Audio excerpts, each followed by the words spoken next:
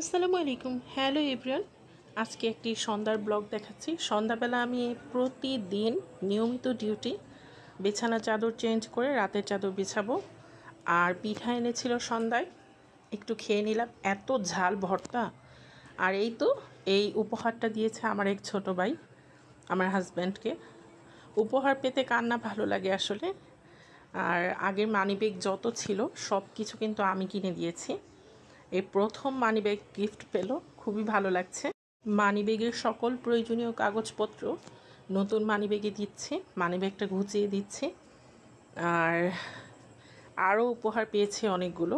বেবির জন্য dress gift করেছে, অসাধারণ ড্রেস, এত সুন্দর হয়েছে মাশাআল্লাহ। ড্রেসটা খুবই পছন্দ হয়েছে। চকলেট গিফট করেছে, ইন্ডিয়া গিয়েছিল, ইন্ডিয়া থেকে এনে। আসলে মানুষের ভালোবাসাটাই হচ্ছে মুখ্য, মানুষের ব্যবহার এবং মানুষের এই আদান প্রদান এবং এই ভালোবাসার বহিঃপ্রকাশটাই হচ্ছে জীবনের সবচেয়ে মুখ্য জিনিস। এই তো ঝটপট আমার মানিব্যাগটা রেডি হয়ে গেল, ভালোই লাগছে দেখে। অসংখ্য ধন্যবাদ সুন্দর উপহারগুলি দেওয়ার জন্য। আর আমার বিড়ালের জেনির 3টা বেবি হয়েছে, ছোট ছোট, আজকে দেখাচ্ছি।